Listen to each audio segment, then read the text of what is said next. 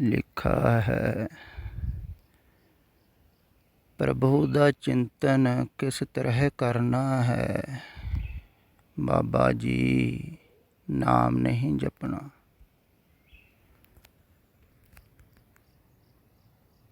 ये बाबा जी बिल्कुल निरारे हैं।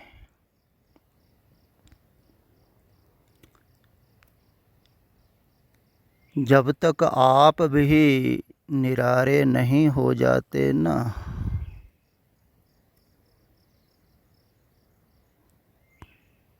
तब तक आप इनको समझ नहीं पाओगे।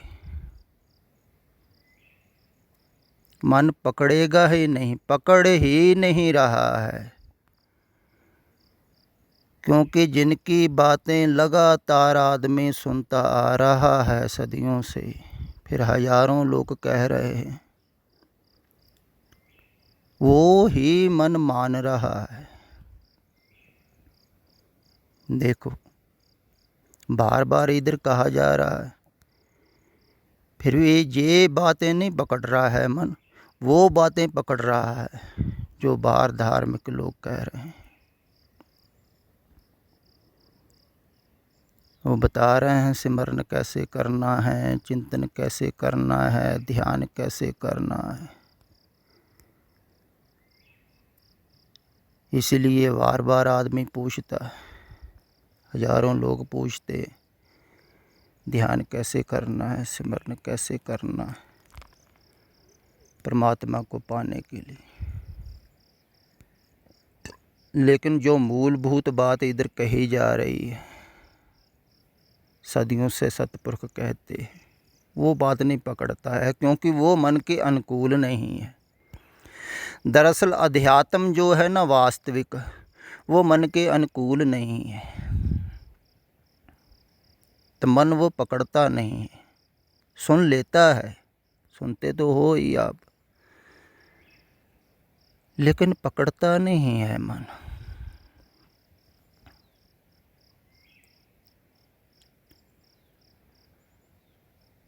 क्योंकि मन के अनुकूल नहीं है।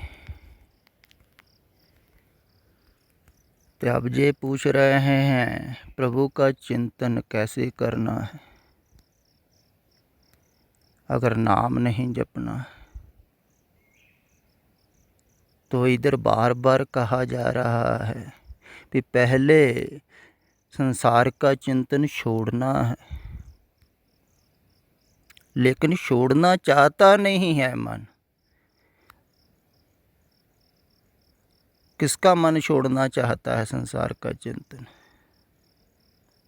प्रभु को पाना चाहता है मन। देखो, बीमारी नहीं छोड़ना चाहता है, औषधि ही मांग रहा है मन। इसी मन को मूड कहा है। क्या कहोगे? और भी बीमारी नहीं छोड़ना चाहता है, संसार का चिंतन नहीं छोड़ना चाहता, सिमरन नहीं छोड़ना चाहता है, लेकिन परमात्मा का चिंतन करना चाहता है। पूछता है, कैसे चिंतन करूं, कैसे नाम जपूं, कैसे सिमरन करूं? अब बताओ क्या करोगे? अब इससे बार बार कहा जा रहा है, पहले बीमारी छोड़ो। फिर बीमारी छोड़ने के लिए औषधि है। जो चिंतन है, सिमरण है, नाम है, ध्यान है, ये क्यों है? क्योंकि संसार की बीमारी लगी हुई है, संसार के चिंतन की बीमारी। संसार को सोच रहे हैं आप, ध्यान कर रहे हैं झूठ का, वो छोड़ने के लिए चिंतन करना है ना, नाम जपना। कहते हैं ना, संसार रोगी नाम दारू। दारू है नाम, दवा है। दवा तो लेनी ठीक है, पूछते हो लो दवा, लेकिन बीमारी छोड़ो पहले ना। अब बीमारी छोड़ने को तैयार नहीं है कोई। रोग, संसार रोग है, रोग छोड़ने को तैयार नहीं है कोई। लेकिन औषधि की बात पूछी जा रही है, तो हजारों मूढ़ लोग औषधि बता भी रहे हैं, मंत्र दे रहे हैं, सिमरन बता रहे हैं, ध्यान करवा रहे हैं, नाम जपा रहे हैं, कोई नहीं पूछता है कि तुम बीमारी छोड़ने को तैयार हो, तो संसार का चिंतन छोड़ने को तैयार हो, तभी परमात्मा का चिंतन होगा। चिंतन छोड़ना कठिन है ना। जैसे आदमी चले जाता है डॉक्टर के पास, तो डॉक्टर कहता है कि दवाई तो मैं दे देता हूँ बीमारी की, लेकिन इसके साथ परहेज भी ज़रूरी है। अगर ज़्यादा गंभीर बीमारी हो, गहरी हो, तो ज़्यादा परहेज बताते हैं डॉक्टर, लेकिन आदमी परहेज नहीं करना चाहता। कहता दवाई और दे दो मुझे। डॉक्टर कहता दवाई काम ही नहीं करेगी जब तक परहेज नहीं करोगे। देखो, लोग परहेज नहीं कर पाते हैं। मैं बहुत लोगों को जानता हूँ, डायबिटीज़ है, मीठा नहीं छोड़ते, दवाई भी खाते रहते। देखो, हार्ट अटैक आए हुए हैं दो, लेकिन परहेज नहीं कर पाते। फिर अगर दूसरा कोई पूछे ना खाने पीने के बारे में, जो परहेज नहीं कर पा रहे हैं ये लोग, इनसे तो बड़ी बातें बताएंगे, ये खाना चाहिए, ये नहीं खाना चाहिए, बड़ा उपदेश देते हैं, लेकिन आप खुद परहेज नहीं कर पा रहे। देखो, ज़बान का रस, जीभ का रस नहीं छूट रहा है, बाहर के रस ही नहीं छूट रहे हैं, तो परम रस की बातें पूछ रहे हो आप।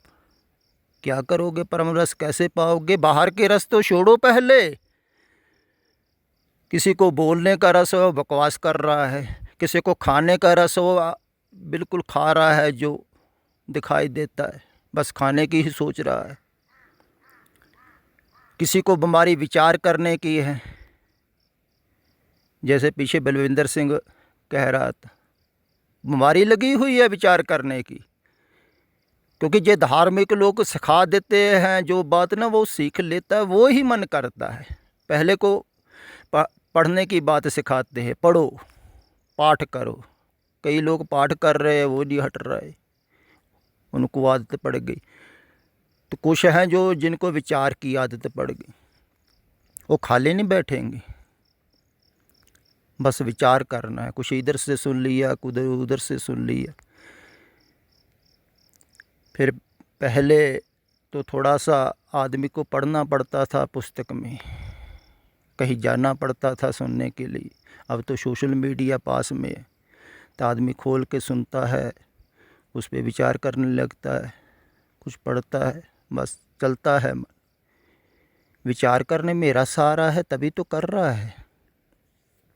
अगर रस ना आए तो ना करे। रस आता है विचार करने में जैसे दूसरे से बातें करने में रस आता है ना, लोग भूल ही जाते हैं टाइम। अक्सर देखा होगा आपने बातें करते करते पता ही नहीं लगता टाइम। रस आता है ना, फिल्म देखने में जैसे रस आता है, मनपसंद नाटक देखने में, गीत संगीत सुनने में रस आता है, ऐसे विचार करने में कईयों में रस आता है।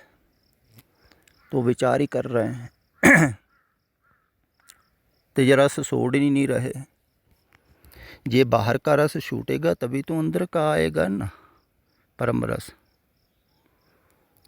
इंद्रियों के रस छूटेंगे तभी तो आप अंदर जाओगे ना। इसीलिए तो कहा है बाहर जांदा ठाका रहा है। नौ दर ठाके 10वें निज कर वासा पाइंद। 9 दरवाजे जे इंद्रिय, देखने का रस, सुनने का रस, जीव का रस, सभी रस छोड़ने हैं तभी आप अंदर जाओगे। लेकिन ये रस छोड़ने कठिन है। आप कह रहे हैं सिमरन बताओ,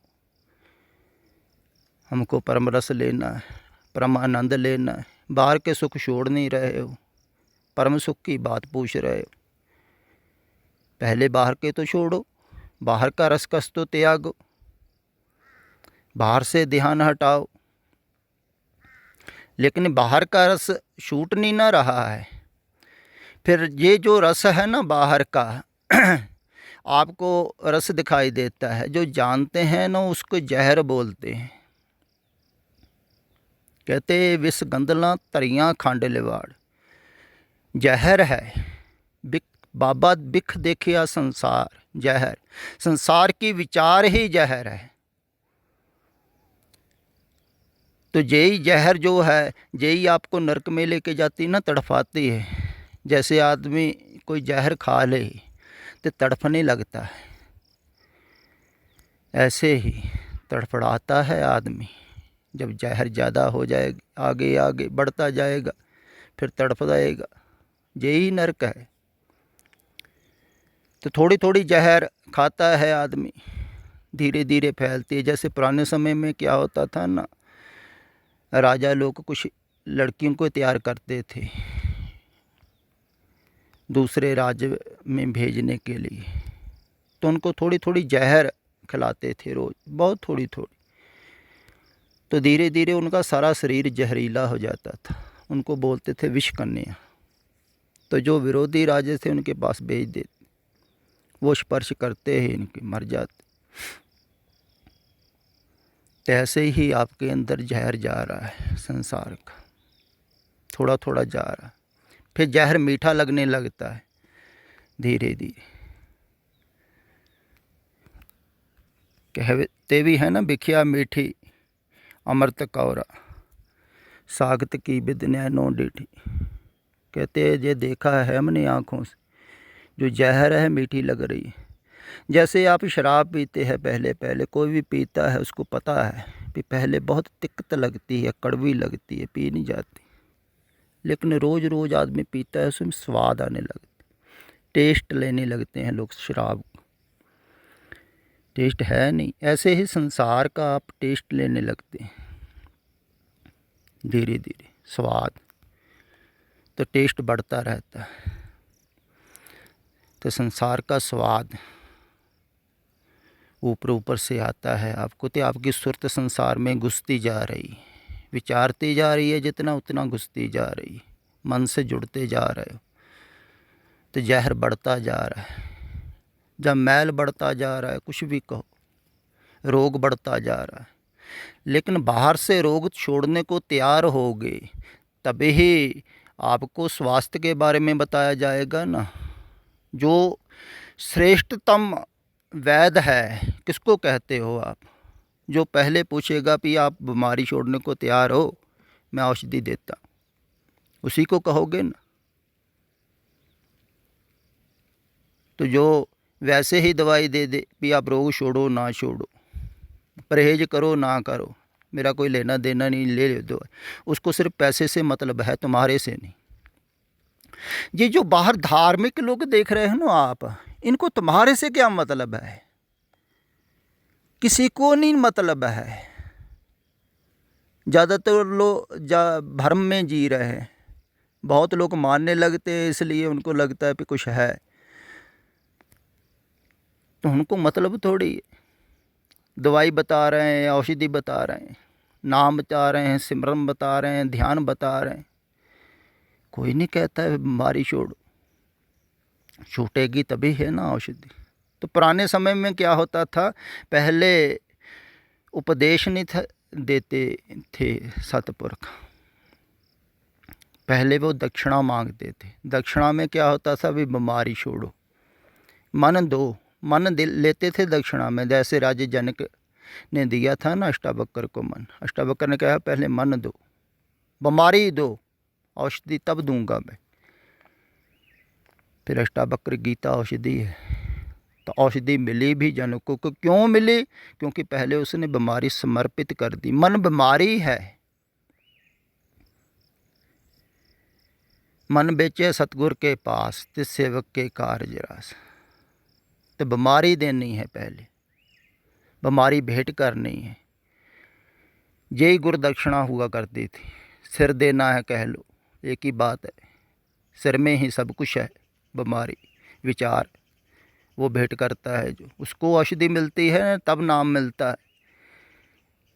कोई वैसे थोड़ी नाम मिल जाता है, किसी ने कोई 2 शब्द बता दिए, किसी ने मंत्र बता दिए, किसी ने कुछ बता दिए तो हो गया काम। नहीं, ऐसे नहीं। ये परम पुरख की घाटी है। तो परम पुरख घाटी पर चढ़ने के लिए ना पहले तैयारी करवाते हैं।